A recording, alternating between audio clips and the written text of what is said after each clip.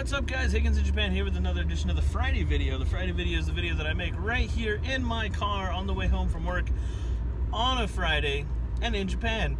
So everything that I have said so far is 100% factual. Today, I decided that in an attempt to continue the theme of the Friday videos having a theme with a theme, it was that I was going to answer some questions. And before I could even put out the call for like, hey, if you guys have questions about teaching in Japan or living in Japan, or driving the wrong way home, which I'm apparently doing because I can't turn right here, which is what I want to do, but I can't, so we're just going to go this way instead. Anyways, so before I could even put out a call for questions, I got a bunch of good questions that were sent to me via Twitter, via DMs. So if you ever have questions that you're like, oh, I don't want to ask this question because I don't want to whatever, I don't want everybody to know my business or what I'm doing, then do that. You can head over to Twitter, it's Higgins82, and send me a message. Or you can, you know, Facebook.com/Higgins in Japan, all that good stuff, you know. But are you gonna let me out? Thank you. You weren't going to, but I made you. But anyways, so like I said, got a few questions, and I wrote them on a piece of paper so I could look at them while I drive, because that's not dangerous at all. I'm gonna hold the paper right here now. So first and foremost, thank you guys for questions, and you make these videos easier, because then I can give you a couple answers based on my experience in Japan, and that's what these are. These are things that are based on my experience. So if you come to Japan and things are slightly different, or whatever the case may be, you never know. You know, your what is it? How does the saying go? Your mileage may vary. Whatever. Things could change, right? And you don't really know. Not everything's the same. But that being said, here are the answers to the questions that you sent me. First question: what was the one thing you wish you would have known before you moved to Japan? Well, see, I was fortunate enough to come to Japan 2 times before I moved here. So, while it did take a while, and while there's still some things that are, like, not really surprises to me, but some things that are like, oh, like, I didn't realize I could have done that, or, oh, I should have done this instead of that. Like, little cultural things, I was able to pick up on those 2 times that I was here. So, one story in particular, a friend of mine, we were on the train. He had never been to Japan before, and we get on the train, and he just goes to sit down and throws his feet up on the train and to chill out and relax, which is a huge no-no. Like, a huge, like, don't ever do that. So if you come to Japan, please don't do that. But like, for him, he was born in California, or, well, he was from California, so he was kind of like, what? We do this all the time. And I was like, oh yeah, you can't do that. People gave him weird looks and stuff. So little cultural things like that that you pick up that you're not going to be able to know beforehand. I think the one major thing, though, I wish I would have maybe, well, and this isn't so much of knowing beforehand, but and I think this kind of goes into answers one of the other questions that I have here. Yeah, I mean, like, I wish I would have studied Japanese more, and so I wish I would have kind of given myself that extra like ability to be able to speak some Japanese, or at least be able to read some Japanese before I moved here. You know, because you will pick up some while you're here. You know, it's just the way it is. Like, you're gonna pick up little words and phrases and stuff, but it certainly makes life a whole lot easier if you can speak a little bit of Japanese before you get here. When I got here, I knew very little. I still know very little, but maybe had I studied beforehand. Next question. Eyes on the road. Oh yeah, I get this question a lot. And it's a question about beards, because I have a beard. And a lot of Westerners have beards. It's kind of a Westerner thing, right? And I feel like that's how Japan sees it. I've never had anyone at any of my schools or anyone I've worked with complain about it or say anything negative, at least to my face, right? Students love it. Students are like, they think it's cool. I would say maybe don't grow it down to your belly button and have it braided. Like, that just kind of, to me, does not convey a sense of professionalism inside the classroom. But you know what? I'm not gonna tell you what to do, right? You live your life, and if you want to grow your beard that long, hey, maybe that works for you.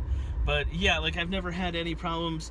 I've known other people that I've worked with, like other English teachers that have beards or have any, like, facial hair, stuff like that, you know, mustache, long sideburns, whatever.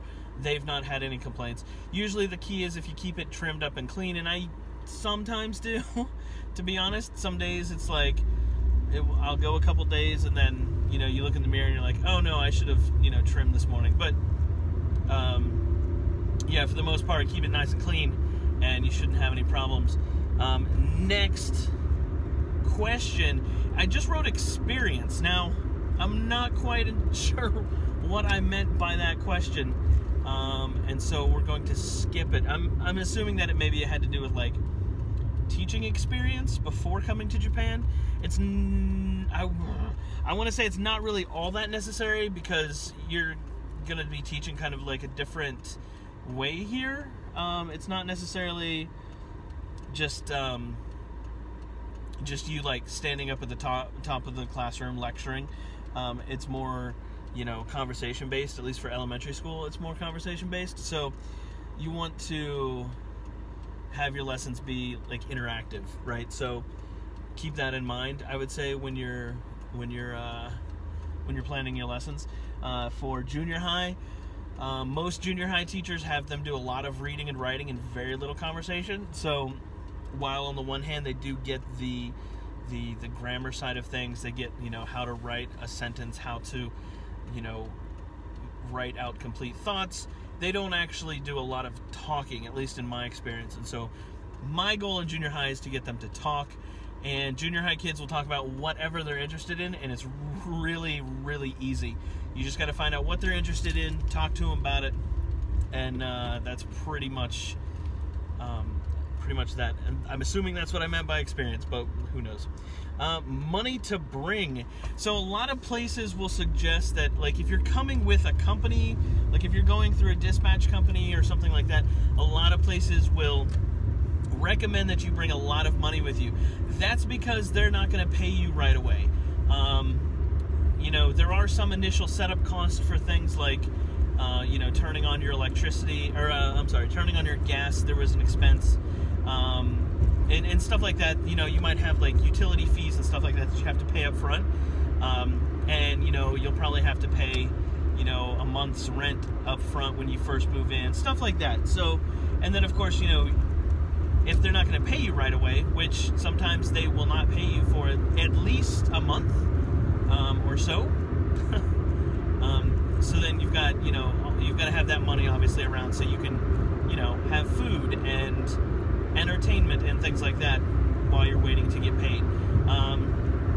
So the company that I started out with, they offered loans at the time, which I don't suggest you do, because basically what it is, it's an advancement on your salary, but with interest charged to it, which that doesn't seem like that's legal, but I would say that many of the things that they did didn't seem legal, and so that's what that is. So I believe I came over here initially with $2,500, and then took out a loan from them for another $2,500, which was way too much. I didn't need all that much. I didn't know that I wasn't going to need all that much, but actually no, I did need that much because they didn't pay me for 2 months. So yeah, so I definitely needed that money. So yeah, if you're going to come over here to live, you're going to need some money for upfront initial costs.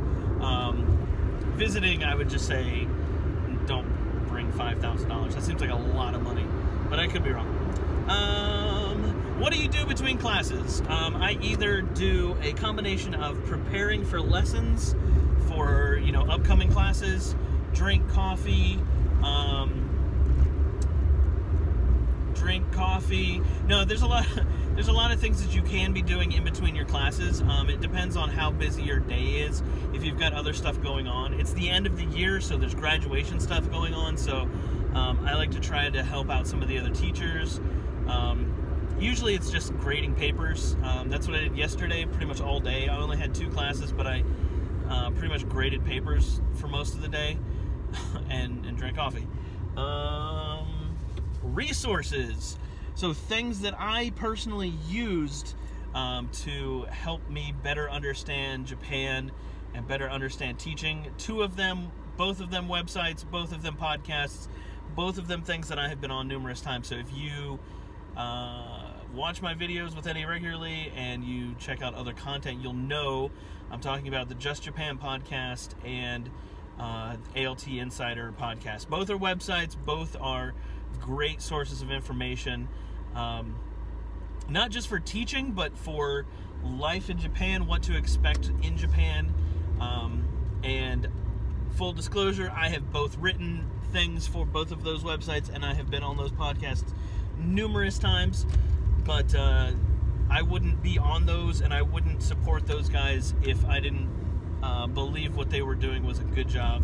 Like, I wouldn't waste my time writing articles, and I wouldn't waste my time being on a podcast if I didn't believe that they were doing good and trying to help people out that are moving to Japan. And I really do think that those guys are doing that. So without being sensationalized, right? Like, without being like, oh, look, it's Akihabara, look at these things, Japan's so wacky. Like, that doesn't do anything for me. So if that doesn't do anything for you, check out Just Japan podcast and the ALT Insider podcast. And that's pretty much it. There were some other questions that I think that are gonna come through that didn't get answered this time around. But if you guys have any more questions about life in Japan, teaching in Japan, hit me up. Nobody says that anymore. Go to facebook.com/Higgins in Japan. You can send me a message there. It is really hot in the car. It is sunny today, and I had the heat on like a little bun in an oven. No, nobody says that either. I'm just gonna stop talking. Have a good one, guys, and I'll see you around on another podcast or video or something. I messed up this ending, and this is just what we're left with. Have a good one, guys. Peace.